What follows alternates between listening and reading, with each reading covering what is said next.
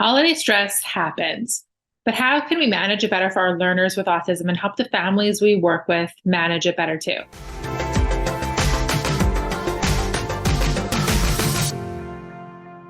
Hi, I'm Shira. And I'm Shayna. We're behavior analysts that create weekly content about how to teach children with autism so that they make real progress. And we create shareable resources to make your job just a little easier. Today's topic is all about holiday stress. And if you want more videos like this, make sure to subscribe and hit the notification bell to stay updated on new video releases. So when I think about the holidays, I think about parties and people. And then I think about me and my husband and our different approaches to parties and people. He loves being around people. With the job he does and with his personality, he loves it. He could be in a room full of people and just, be totally energized. I'm the complete opposite. I find crowded rooms and parties to be very overwhelming. I have a hard time, figuring out like the noise and the light and the sound. And there's just too many people there for my liking. So I find those things to be somewhat stressful and very much, de-energizing. So I imagine it's similar for a lot of our learners who have to do a lot of things that they find very overwhelming over the holidays. We used to do a program and it was, when do you feel happy? When do you feel sad? When do you feel overwhelmed? And then we'd also reverse the question and say, how do you feel at a birthday party? How do you feel at? And, I remember one learner, we said, how do you feel at a birthday party? And they said, scared. And the instructor said, no, that's wrong. That's the wrong answer. You should feel happy at a party. And I went, whoa, wait a second. If people can feel however they want to feel at parties, first of all, but secondly, feeling scared at a party or feeling scared at some holiday event is a real thing. Absolutely. So what can we do to decrease that stress for our learners? We have a variety of things that we mention. So let's mention a few here. Number one would be using a visual schedule. So, very much holidays are unpredictable, right? They're not routine.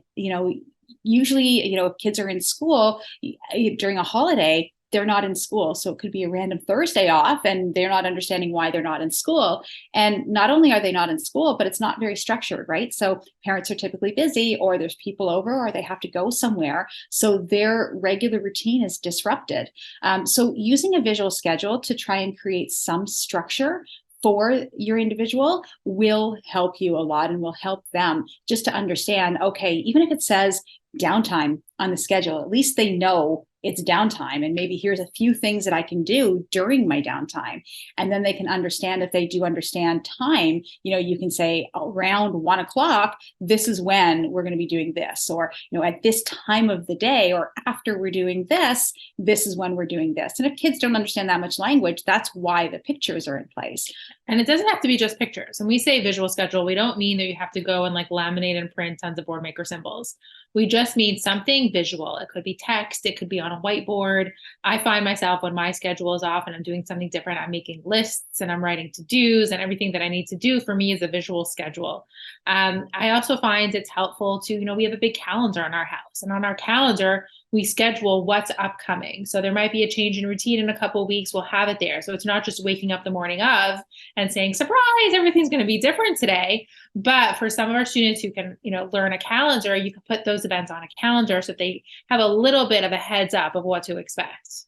I follow my calendar to a T, and I check my calendar for a few weeks in advance. I check my calendar the night before. I need to know what's going on. And, sometimes schedules change. So, you can create things on the fly. For people who don't read, even a pen and a piece of paper and writing things down, even if they can't read, is still useful. And I'm a big fan of telling people just to do chicken scratch.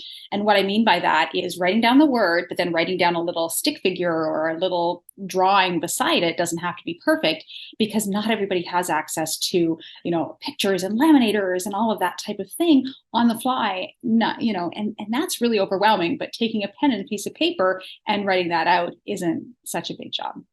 And so remember that this really only happens a few times a year and that you're not going to have much opportunity to practice some of these skills. So I would suggest doing something like priming. So tell them in advance about what's going to happen. Practice whatever it is that looks like. So if they're going to go to a certain party, maybe you can go and visit that venue in advance. If they're going to see certain people, showing them pictures of those people in advance, giving them as much of a heads up and practicing whatever the skill is that you want them to do in advance. Because like I said, this only happens a few times a year. So I know, for example, if you're going to go take, photos for the holidays, that could be very stressful, and that's new and different. And it's not something you do every day. So practice it. Set up a little, photo booth in your house and practice, sitting still and looking at the camera or whatever it is you want to do. And that's a really great strategy in getting your child prepared. I have a really large extended family, and we get together with our family 4 times a year. And there's about 40 people or so in one room, and it's not a hall. I mean, it's a living room. So it gets crowded, it gets loud. And when my daughter was younger, what I did is I actually made a photo album for her. You can do this on your phone as well, but I actually printed out the pictures and we read the story of my family probably for 2 or 3 weeks in a row. And I was pointing to different people. And every so often, I mean, she's older now, but every so often she'll find that, in her drawer, and she'll look back at the people and say, what's that person's name again? Because we only see them 4 times a year, but it is a really nice, helpful strategy so that she really does understand, who everybody is. And now that she's older, she's now asking about the relationship and, okay, so how is this person related? And, how does this person fit in, and that kind of thing. So it can be a really nice visual way and a nice way to prime or pre-teach. And then think about if it's something really worthwhile that you even want your kids participating in.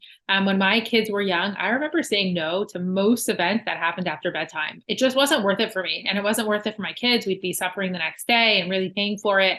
So think about whether you want your child to participate in this, and kind of pick and choose the events you do attend, who's attending, pick them wisely. That's a really good point too, because, sometimes you feel that obligation, especially as a parent, that we've got to make everything, or, what will they think if we're not there? So what? Who cares? Like, you've got to do what's best for you and best for your kids, best for your family. So yeah, definitely picking that venue for sure.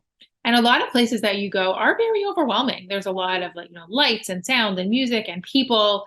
If you can have a safe place for them to go, if you're hosting a lot of people in your house and it's going to get really chaotic, then tell your child in advance, what, here's your bedroom. This is what you can do. If you need a break, this is where you can go.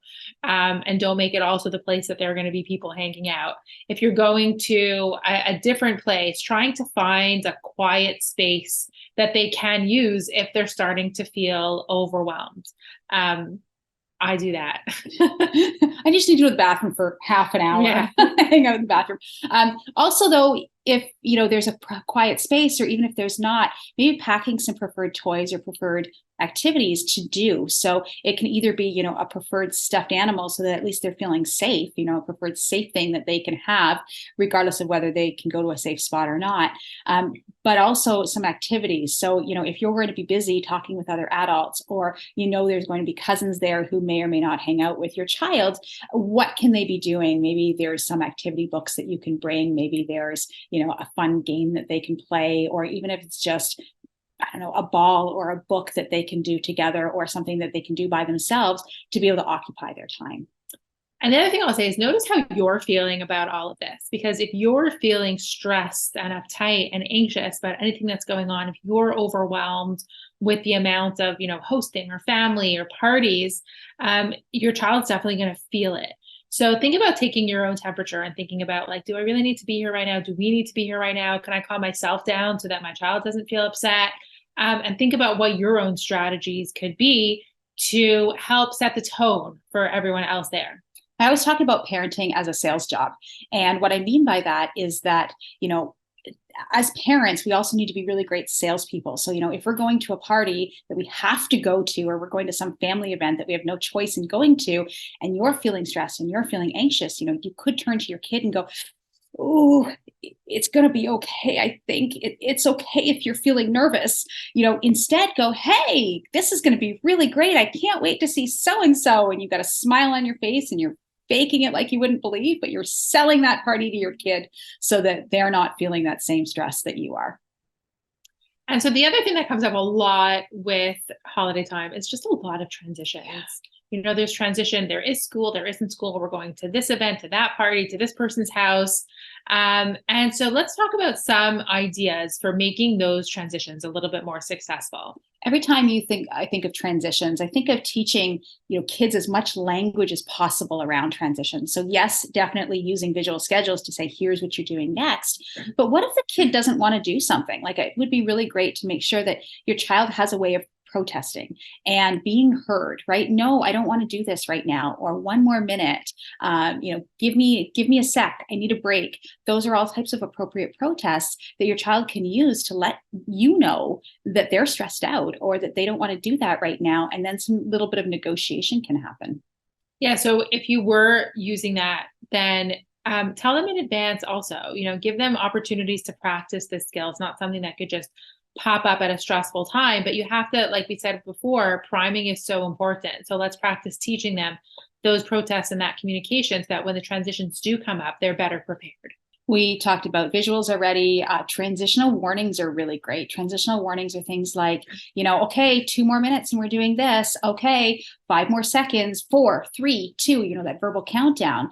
But also being mindful of what your child is doing before the transition happens. So, if they're in the middle of watching Netflix on their, on the iPad, then, asking them, okay, how many more minutes until the show is over? Because if they're mid-show or they're mid-video game and you say, okay, 1 more minute, that's probably not good enough. But if you can say, you can play this video game until you get to the next level or until your person dies or until, how many more minutes left of that show, you've got 3 more minutes, great, watch it till the end and then we're leaving. So making sure that you can find a natural end to something if they're already doing that. And if not, then using the 2 more minutes, 3 more minutes, whatever.